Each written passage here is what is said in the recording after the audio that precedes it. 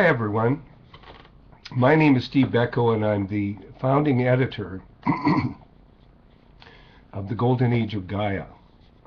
And what I'd like to do today is to relate some learnings, some realizations that I came to as a result pardon me, of a spiritual experience that I had on February 13th, 1987, from which I emerged feeling certain that I knew what the purpose of life was. In other words, the content of the vision, well, the content of the vision was to demonstrate what the purpose of life was for each individual soul. And I don't, pardon me, I don't want to go right through the vision itself.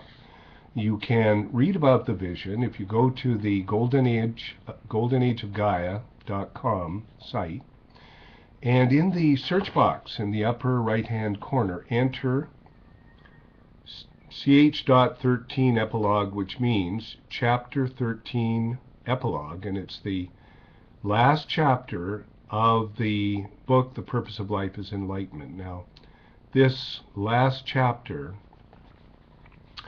gives you the content of the vision. But in the very briefest of terms, what the vision showed was the progress of an individual soul from God out into the world through lifetimes in matter until it had the first of a number of levels of enlightenment, realized something of its true identity, and then left the world of matter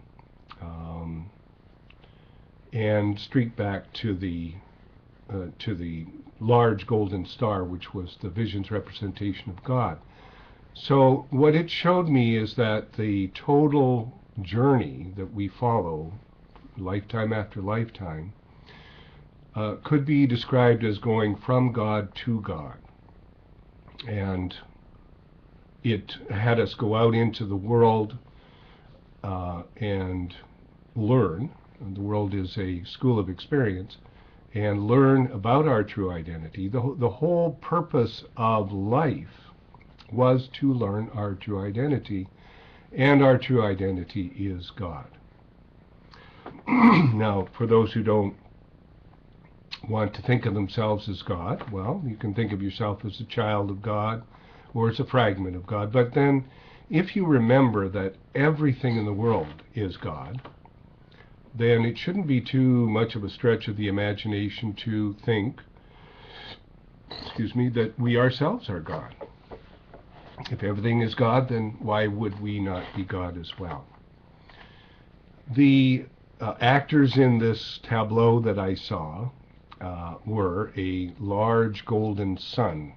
Now, I should mention that I was filled with bliss for the whole 8 seconds of this vision. And as you know, bliss, according to Jesus, brings all things to remembrance.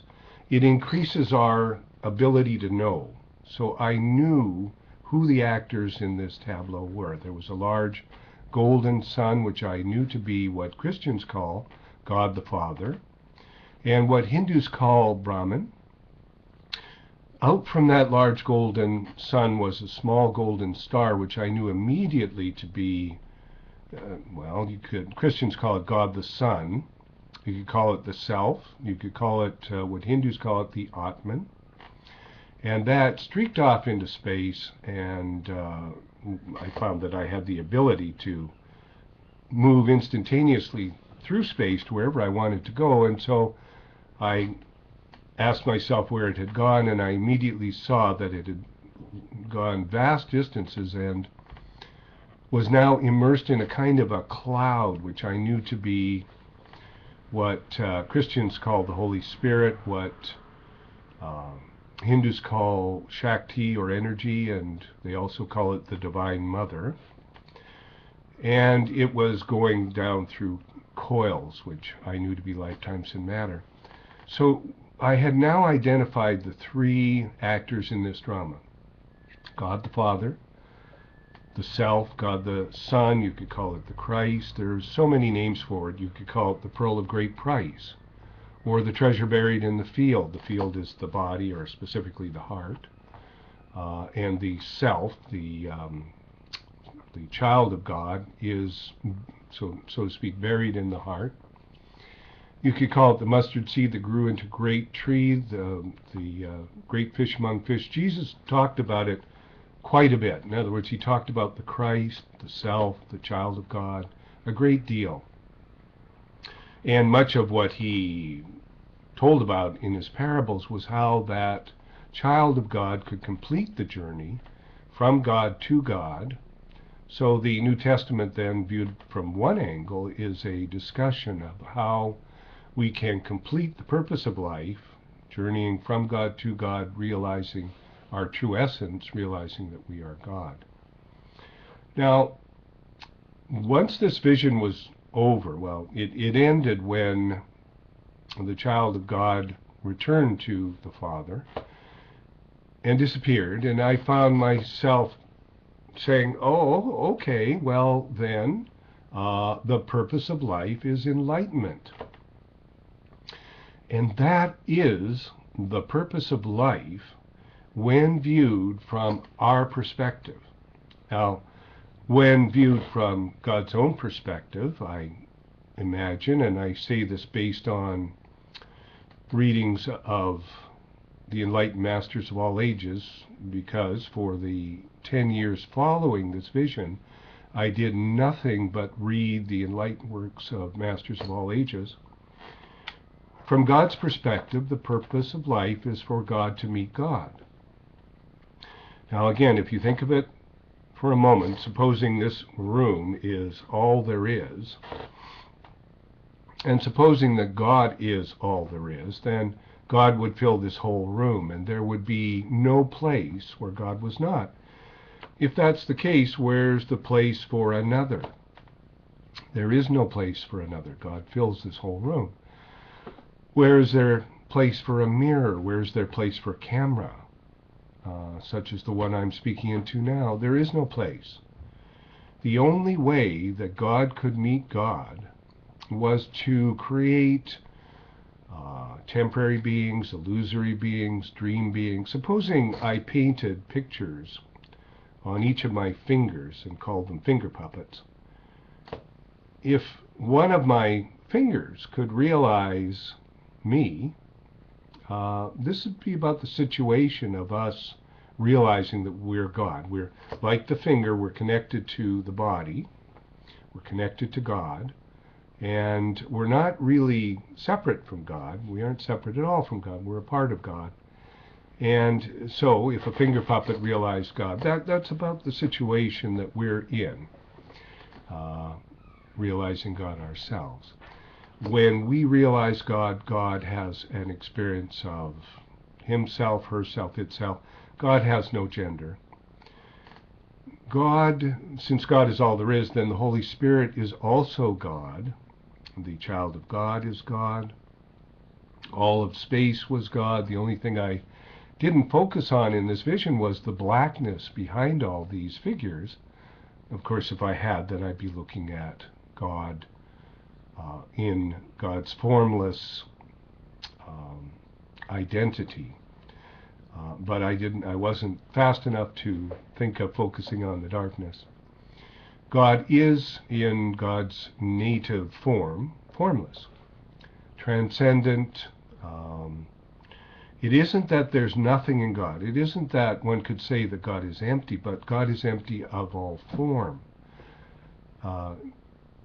God is full of bliss, full of love, full of the divine qualities, but empty of anything material. Now, on the other hand, the domain of matter, mater, mother, the domain of the Divine Mother is the material domain, and that includes everything but the formless. So, whereas we think of, say, the angelic domains as being formless, and in some respects they are, they're not formless in the same way God is. They're still made of a more refined matter.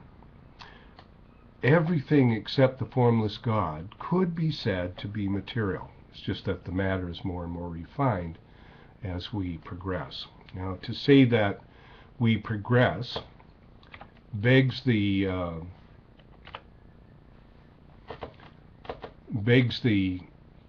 explanation that all of life in this journey from God to God progresses in by a process of evolution, spiritual evolution. You know that Darwin said that the physical body evolves. Well, that's true enough, it does, but that's only part of the picture. The real part of the picture, the important part of the picture, is that the spirit evolves, we evolve. And again, all of the explanations I'm giving are metaphorical. It isn't really true that the spirit evolves. This personality right here inside this body evolves. It's a emanation of the spirit, projection of the spirit. It evolves. It goes up through the dimensions of life. The spirit itself, or the soul, does not evolve. It could be said to awaken, but again, it's all metaphorical. Something journeys through life, and it's this personality, this projection of God's own consciousness, that evolves, and it evolves from a place of unconscious awareness of its identity as God to conscious awareness. So once we become consciously aware that we're God, we return home. Now,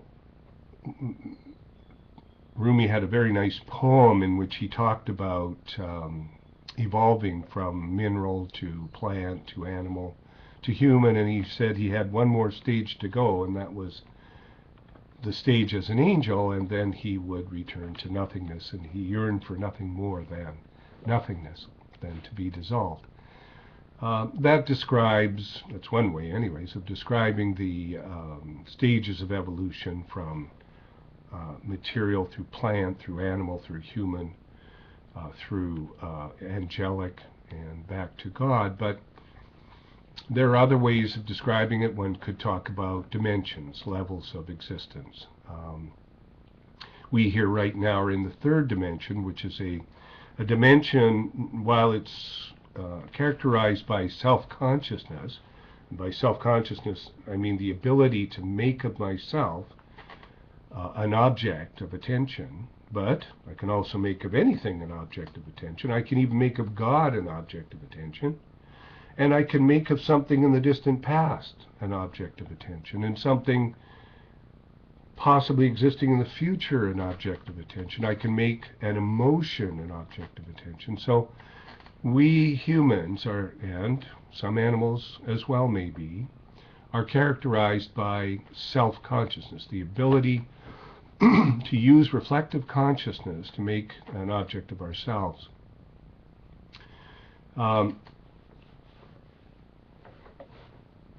Trying to remember something that flitted across my mind about our consciousness. If I remember it, I'll come back to it. So now we're well positioned to begin the Enlightenment process. And Al-Ghazali described the arc of existence as coming out from God and going around to God. The midpoint, say, is right here. I'm just learning how to use the video. Right here. And this midpoint would be the first realization we get that, in my view that is, that we are God. So the first realization, the first peak experience, the first enlightenment experience, whatever it is for anyone that suddenly makes them aware that we are more than we think we are God, or we are divine, or we are immortal, something that starts the whole line of inquiry into our true nature. That, I would say, is the apogee, the midpoint of the circle. Whereas before we were going away from God, from that moment on, I would say that we have begun our return to God. Just checking my list of things that I want to say on this video.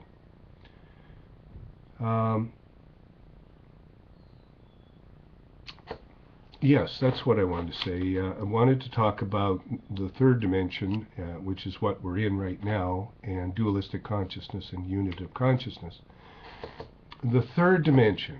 Now, by third dimension, I don't mean that it has height, depth, and width, or whatever the scientific discussion of it is. That's not what's meant by the third dimension.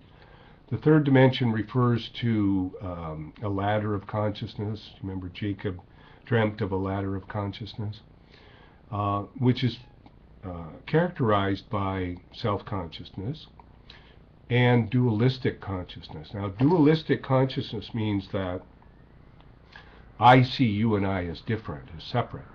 In fact, we're not. In fact, we are all one.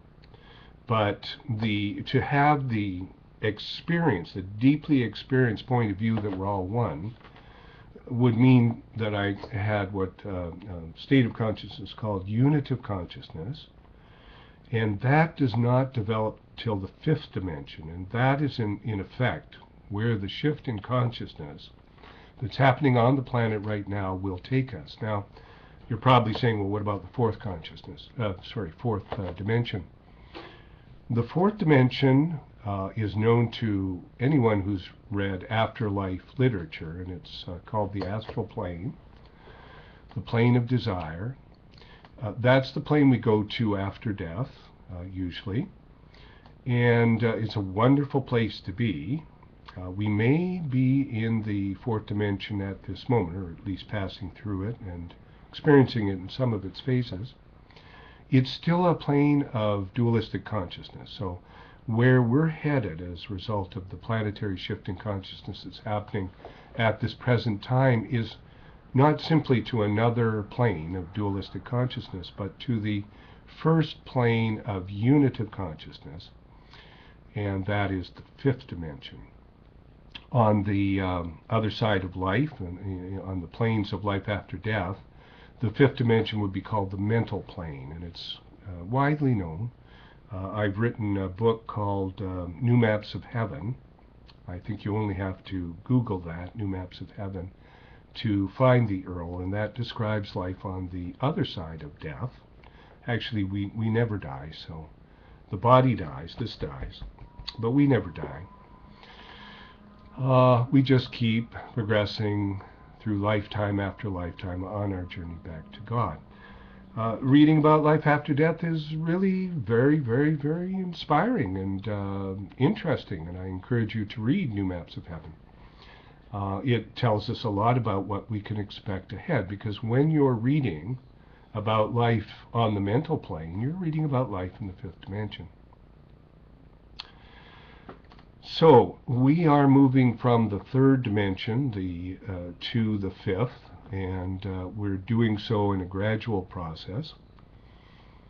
You may have noticed, for instance, that you're feeling happier these days, blissful, joyful, and that this is increasing. It's increasing as a result of energies that are being beamed to the planet from other sources, that are raising our consciousness levels. Now, sooner or later, we're going to bump up against the need to distinguish paradigms of knowledge. So far, the reigning paradigm on our planet is called empirical materialism, and it holds that only that which can be seen, heard, felt, touched, tasted, smelled is real. Now, this is a very limiting paradigm, because who we truly are is a soul, and that soul is not visible. It's visible on some dimension of life, but it's not visible to those who have physical eyes and live on the third dimension. So much of what I would ordinarily say, I cannot say if I inhabit the paradigm of empirical materialism. And I found this out at university. I was in 3 university PhD programs, and I just couldn't succeed in my studies. I couldn't break through so long as I stayed in the paradigm of empirical materialism. And finally, when I had my vision, which was during the years that I was doing a sociology PhD program at the University of BC, I realized I could no longer stay within the paradigm of empirical materialism, and I left the university. Much of what I'm talking about right now cannot be translated into the paradigm of empirical materialism. For example, we are being assisted in this planetary shift of consciousness by beings from other planets. I mean, you have only to look at YouTube to see the numbers of spaceships that are here now. And they have a role to play, a mission to play, and that's to help us with our shift. You may not know that they have taken down the cabal, the Illuminati, who plan to assume control of the planet, and we're well on their way, and plan to start a nuclear third world war by dropping a nuclear bomb on Iran. Surely you've heard newspaper story after newspaper story of Israel wanting to drop a bomb on Iran. The United States ferrying some nuclear bombs to Iran. Just think Minot Air Force Base, Barksdale Air Force Base, that was one of the incidents. And it's the galactics who have stopped them from being able to drop a nuclear bomb on Iran. In fact, no nuclear bombs on the planet will explode now. And it's because our star brothers and sisters are assisting us. You might want to watch the video called "I Know My Galactic Family Is Here, Do You?" because that discusses all of the facts around the help that we're receiving from our star brothers and sisters. So empirical materialism would not probably entertain discussions of them because their native dimension is higher than ours, and so they can, if they want, be invisible to us. They make themselves apparent to us, but that's not their native dimension. The third dimension is not their native dimension. They're all at least fifth dimension and often much, much higher. So I can't stay within empirical materialism, and I won't stay within empirical materialism. I've paid my dues, and I'm going to be ranging outside the empirical materialist paradigm. In August of 2012, I believe, the Galactics, after clearing everybody out of the deep underground military bunkers that exist all over the planet, in which the Illuminati were planning to hide while nuclear war raged on the surface, and reduced the population from 7 billion to 500 million, the Galactics, after withdrawing everybody from those facilities, blew them up. And what that means is that the Illuminati plan was finished.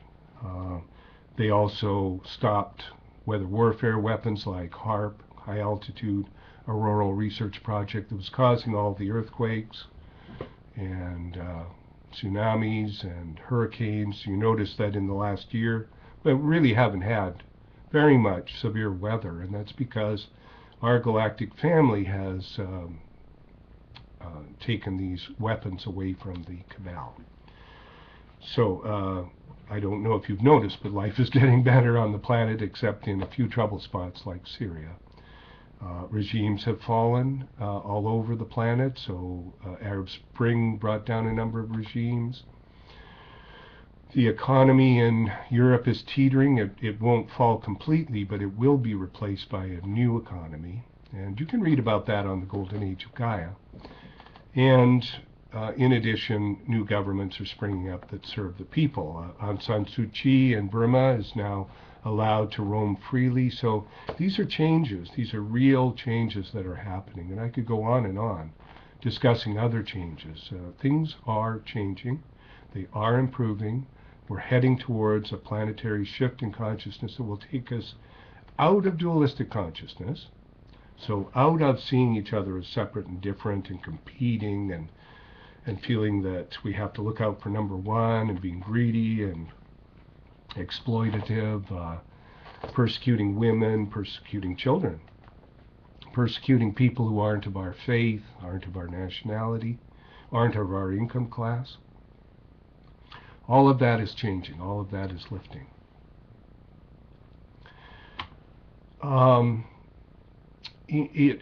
one cannot move from the third dimension to the fifth dimension and one cannot realize God without embracing the divine qualities. Hope that's not too much of a mouthful, but divine qualities are things like love, bliss, joy, courage, equanimity, detachment, devotion, discrimination. By that I mean discernment, primarily discernment between the real and the unreal. One cannot realize God without becoming like God, and to become like God is to act according to the divine qualities. That is the new paradigm.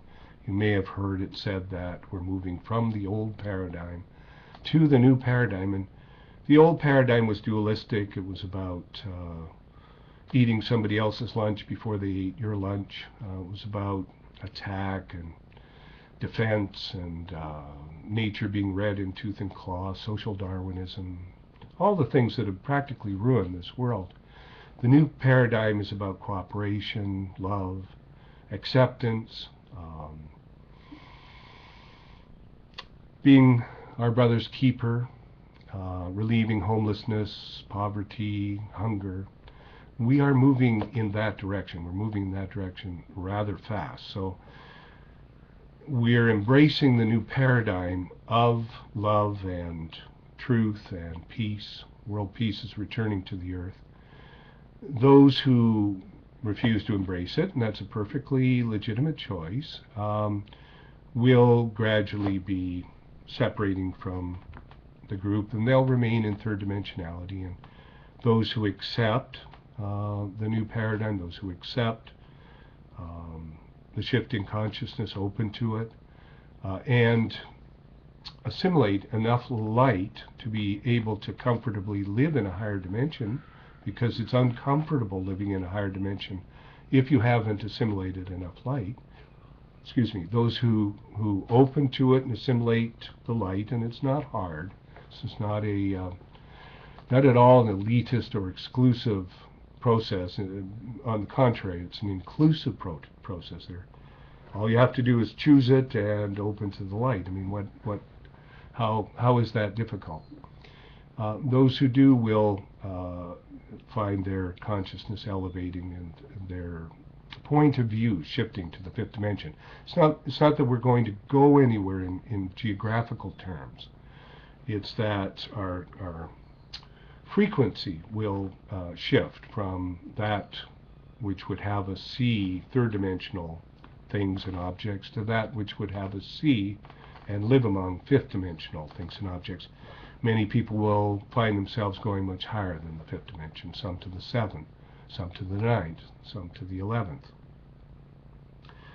And those people primarily will be people who've come to assist with this planetary shift in consciousness. But I think if I go into those matters, it would make this video too long, and I don't want to do that. So perhaps go to the Golden Age of Gaia, or go to many other websites that are on the same topics, and there's a lot of literature available on these matters. The last thing I wanted to talk about is the notion of balance, because there are going to be an awful lot of very interesting, very paradigm shaking, very revolutionary, or maybe that's the wrong word, reformational, transformative, that's the word I'm looking for, very transformative events that are going to be happening fairly soon. One of them is called disclosure, and what it means is that the star brothers and sisters around the planet here to help us with this shift, who have brought the cabal to a standstill and are busy preparing the new economy, which will see us all relieved of poverty, and are helping us with the shift, beaming the light upon the planet and what have you. They will at some point make themselves known when they feel that the planet is sufficiently open to their presence, so that there'll be no panic, no fear, no unpleasant incidents. We have to become accustomed to the thought that we're not alone in the universe, and that contrary to all of Hollywood's attempts to make us afraid of extraterrestrials, and Hollywood is aware that extraterrestrials exist, contrary to the representations of the galactic beings as predators and aliens and all manner of untoward shapes and sizes, they are not predatory. They are not ill-motivated. They are loving beings who scrupulously observe the natural laws, the universal laws, which we do not. So we have nothing to fear from them. We have everything to fear from our own corrupt politicians, corrupt law and order forces, some corrupt people in the military. I'm not saying all politicians or police officers or military personnel are corrupt, not by any stretch of the imagination, just some are. We have them to fear, but we have nothing to fear from our star brothers and sisters. We did, some decades ago, have things to fear from some galactic visitors who were abducting people. Yes, that's true. But all of that stopped many years ago because our star brothers and sisters came here and removed those negative aliens from the planet, from inside the planet. They lived underground, as anybody who's watched Phil, I think it's Phil Schechter, talk about the underground war with extraterrestrials. They lived just under the ground. I'm not talking about the Agarthans or the people who live in the inner earth, but I'm talking more about visitors from outer space. They are all gone, but disclosure will be quite an earth-shaking event, so to speak, because we'll then have to reassess all our knowledge. The paradigm of empirical materialism will be shown to be insufficient. It'll be a great awakening for us. And there will be other awakenings too. There will be the arrival of the new economy and the lifting of poverty from the earth.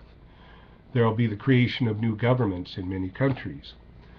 Probably almost all countries will have new governments. No, President Obama is not a dark figure. On the contrary, he's a light worker and highly regarded by not only the Star Brothers and Sisters, but by all the Earth figures on other dimensions who are leading this whole transition, and by that I refer to the Ascended Masters.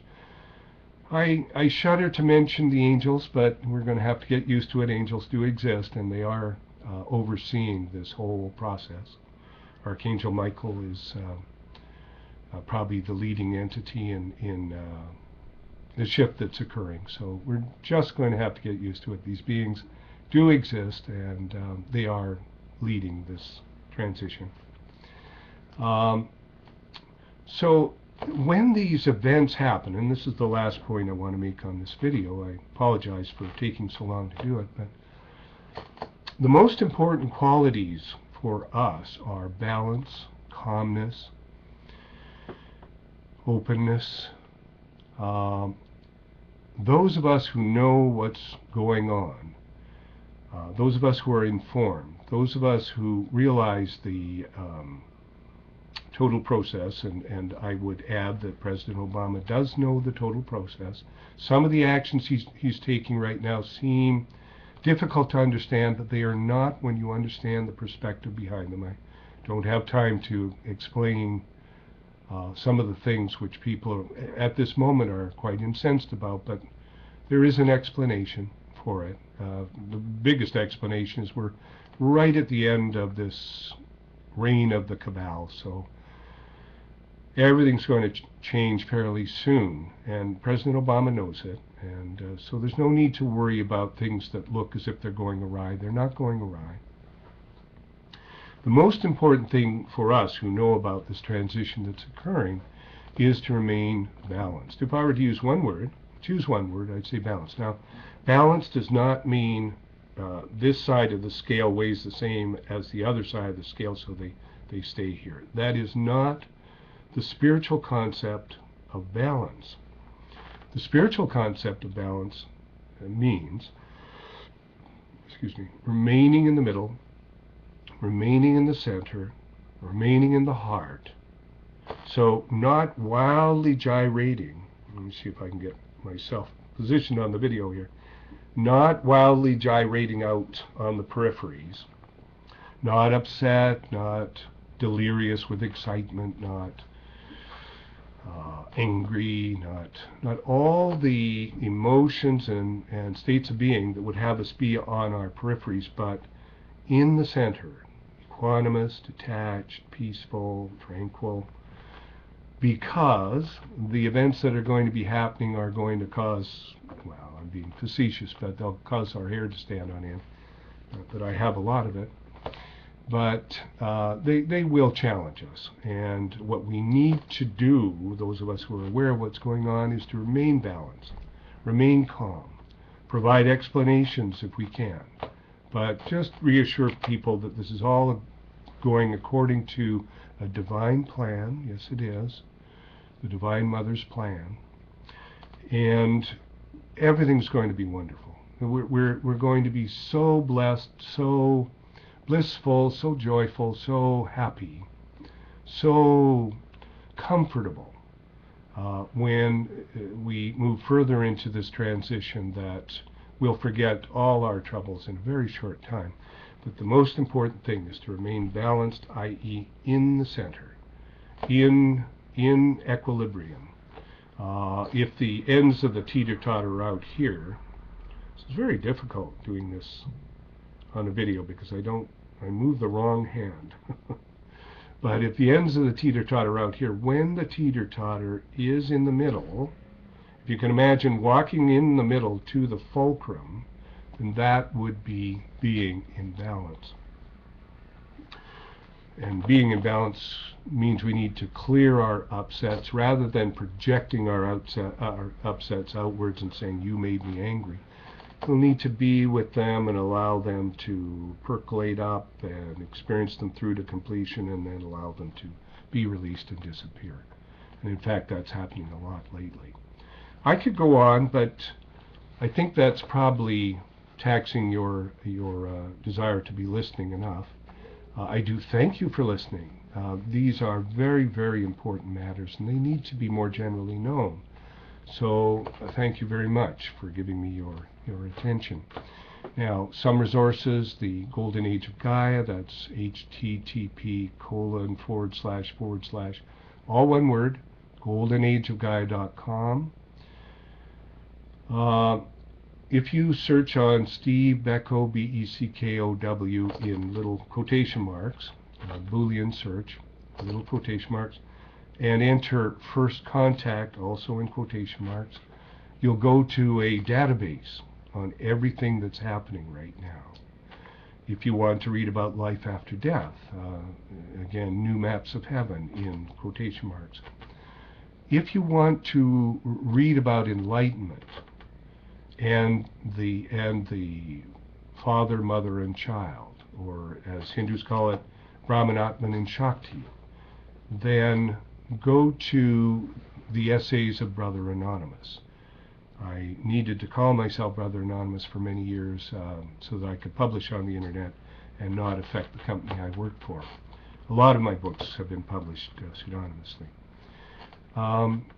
So then once you're on the essays of Brother Anonymous, then go to From Darkness Unto Light. In fact, First Contact is on that site, New Maps of Heaven is on that site, and From Darkness Unto Light is on that site, and many other things. A database on gender persecution, some writings on the impact of automation. So thank you. It's been very enjoyable talking to you, and I hope this video helps orient you to what may have been some inexplicable things that are happening, reassure you, and have you look forward to our further entry into the Golden Age of Gaia.